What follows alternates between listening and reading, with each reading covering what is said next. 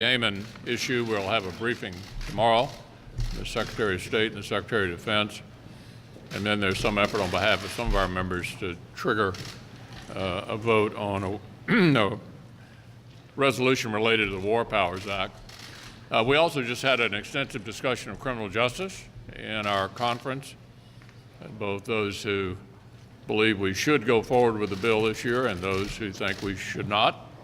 And as I indicated earlier, we'll be whipping that to see whether what the consensus is, if there is a consensus in our conference about not only the substance but the timing of moving forward with that particular piece of legislation.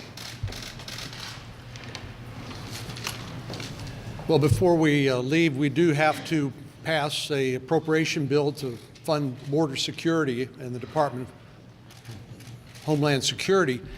And our Democratic colleagues seem to come up with a lot of criticism, but have no answer when you ask the question, what are we supposed to do about people breaking through barricades, mobs of people, and coming into our country illegally and not following the rules? They have absolutely no answer whatsoever. I think part of the problem is because they look at this like they're looking through a soda straw. They look at what's happening in Tijuana, but they don't see the bigger picture, which is the drug cartels and the transnational criminal organizations that are commodity agnostic. In other words, they don't care who they hurt, who dies in the process, how much poison they import in the United States in terms of illegal drugs. All they're worried about is making money. All you need to do is look at some of the testimony in the New York trial of El Chapo, head of one of the large drug cartels, to see exactly the kinds of businesses that they engage in strictly from a profit motive. So I think we need to look at this from the standpoint of working with Mexico and Central America to try to address this issue. There's a lot of problems, obviously, in Central America that people are fleeing. I do want to express my appreciation to Secretary Nielsen, Secretary Pompeo, and the Trump administration for negotiating toward an arrangement whereby people who seek asylum in the United States can wait while their claim is being adjudicated in Mexico. That represents a sea change in our relationship with Mexico and a recognition that this is a problem we need to solve together. And I think it's good news. Of course, the best solution would be a bipartisan fix of what's broken in our immigration system. That's been rejected out of hand by our Democratic colleagues, and that's regrettable. But in the meantime, I'm glad that the administration is working to try to address this humanitarian crisis. That's what Barack Obama called it a couple of years ago, and that's what the mayor of Tijuana called it today, to try to address this situation. At the start of the 115th Congress, Republicans in the Senate had one goal in mind, and that was to make life better for the American people. And so we set about putting major policy initiatives on the Senate floor, getting them enacted, signed into law, historic tax reform, lifting regulatory burdens, preparing our young people for the workforce, strengthening our national security, historic VA reforms, all things that we believe led to a record of legislative accomplishment in the last couple of years that we haven't seen around here in a really long time. And I think a lot of people believe now, I mean, I hear it articulated all the time that now that we're in a time of divided government, that somehow that's going to spell the end of legislative accomplishment. And I'm just here to say it doesn't have to be that way. If you look at throughout our history, in times of divided government, there have been some of the most consequential legislative accomplishments that we've seen, from Social Security reform in 1983 under President Reagan, historic tax reforms in 1986, again under President Reagan with a Democrat House, 1996, welfare reform, Democrat President, Republican Congress, 1997, balanced budget agreement, 2012, making the tax cuts permanent, the Bush tax cuts permanent, and of course in 2014, historic VA reforms. All happened at a time of divided government.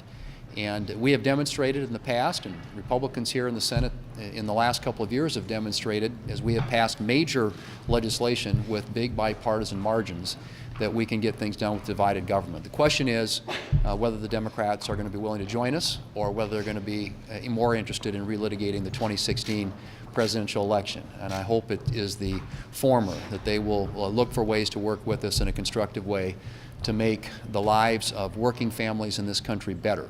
That is what is going to continue to be the focus of Republicans here in the United States Senate.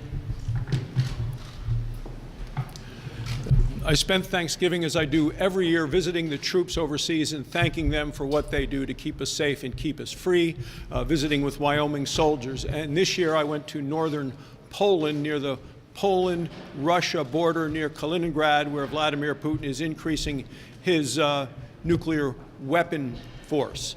This group, and it's a NATO group, Americans along with British, Poles, there are a number of countries there, all as a deterrence to what Russia is doing.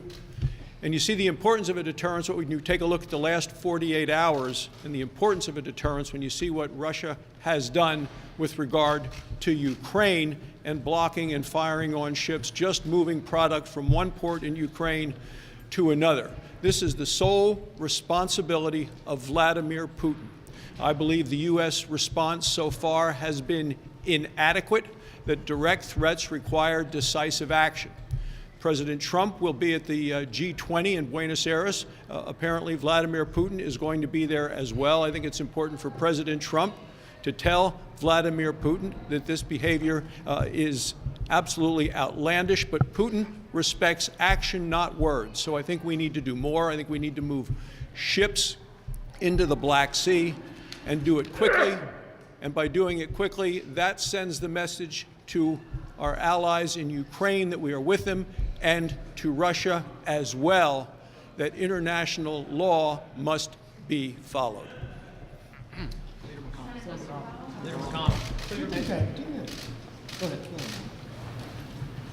Oh, okay, great, thank you, thank you. A few weeks ago, you blocked Senator Flake from trying to call up a bill to protect Special Counsel Robert Mueller. We've heard your whip say that you might be interested, or that you were working on that. Would you block them again? Because they've talked about going to the floor and trying to call that bill up again tomorrow. Well, I think you know my view. This is a solution in search of a problem. The president's not going to fire Robert Mueller, nor do I think he should, nor do I think he should not be allowed to finish.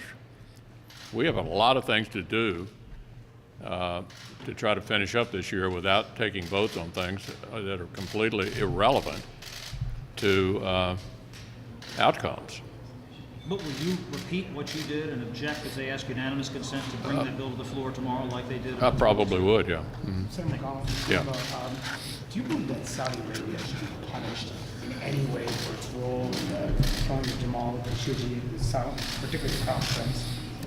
Yeah, I mean, what obviously happened, as basically certified by the CIA, is completely abhorrent to everything the United States holds dear and stands for in the world. So some kind of response to that certainly would be in order, and we're discussing what the appropriate response should be. It's always been a kind of a pragmatic relationship, regardless of who's been in the White House. We value their opposition to the Iranians, and I think almost no one believes we should completely and totally fracture our relationship with the Saudis. But yes, some kind of response is going to be appropriate, and we're going to continue to talk about that. Should Haspel brief you guys tomorrow? Do you want Haspel to brief you? Thank you, Mr. Leader. The President seems determined to get $5 billion for the border wall in the year-end spending bill. What can you offer Democrats to get them to agree to that figure? Well, we're talking about it.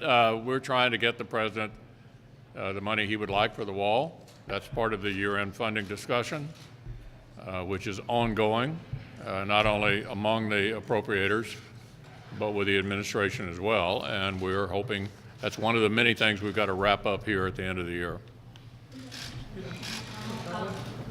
There are reports that you instructed Major League Baseball's front fundraising arm to donate to Senator Cindy Hyde-Smith. Is this true, and does she deserve to retain her Senate seat given her comments? Yeah, I've had no discussions about donors to that campaign with anyone. It's certainly my hope that Senator Hyde-Smith will be elected today in Mississippi. But what about her comments about lending? I've had no discussions about any of the donations to the campaign. So you're declining to comment about Cindy Hyde-Smith's comments about public hanging. Do you think she should have apologized in a more fulsome way? You know, I don't have any observations to make about that. The people of Mississippi are making a judgment today about who they would like to represent them in the Senate. That's the way it works in this country. Senators are from particular states, and all of these issues have been fully discussed all over the state of Mississippi, and we'll have a verdict, an outcome tonight. Thanks a lot. Gina Haspel, would you like her to?